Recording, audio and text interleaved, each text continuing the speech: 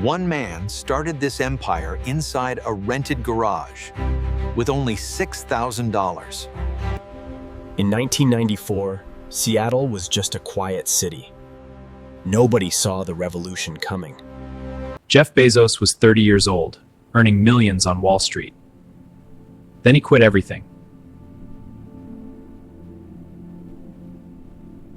He worked at hedge fund D.E. Shaw, one of Wall Street's most powerful firms.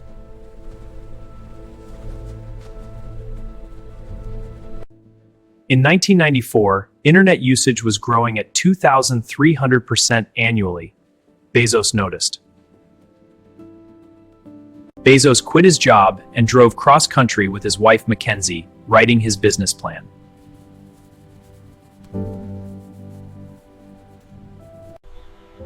The destination was Bellevue, Washington, and a rented garage that would change the world. The office had one computer, one table, and an idea no one believed in yet. He worked 18-hour days, building the website entirely by himself from scratch.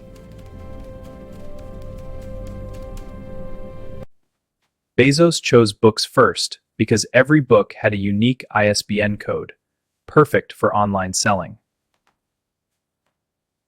As a child, he spent summers on his grandfather's ranch, learning to fix anything with his hands.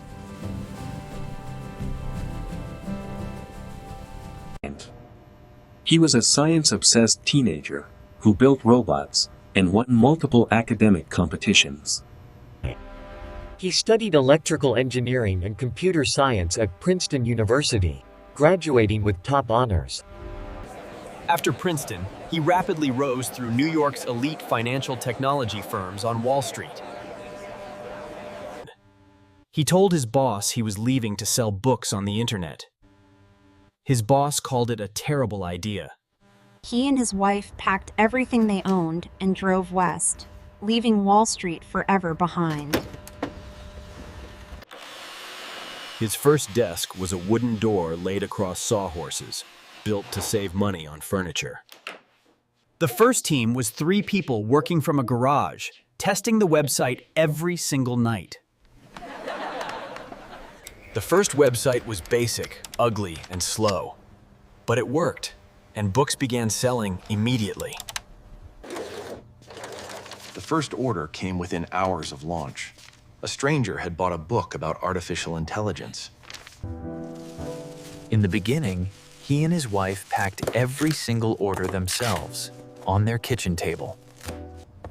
He later said packing orders on concrete floors was the most physically painful part of those early days. Every morning he drove boxes to the post office himself, because he could not yet afford a delivery service.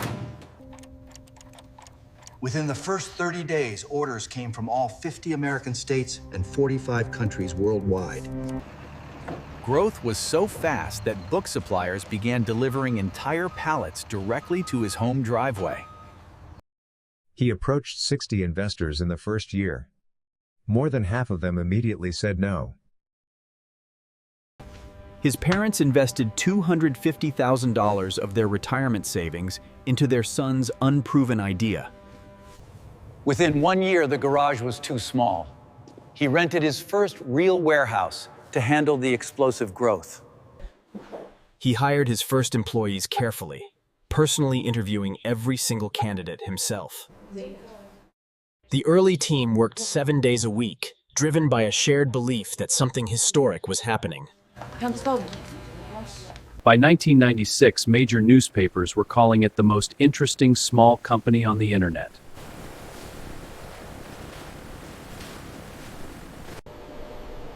As traffic exploded, the company urgently built one of the earliest large-scale internet server systems.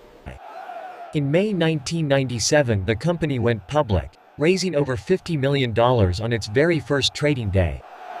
He read every customer complaint personally, believing unhappy customers held the most valuable lessons. He expanded beyond books into music, electronics, and toys, transforming the company into everything store. The company lost money for 7 consecutive years. Investors panicked, but she never wavered from her long-term vision. Today, over 300 million customers in every quarter of the world depend on what began in that garage. The garage still stands today, unchanged. Ordinary from the outside, extraordinary in its history. Every world-changing company begins not with money or resources, but with a single, restless mind. He started with $60,000 and a wooden door desk. The rest, he built one box at a time.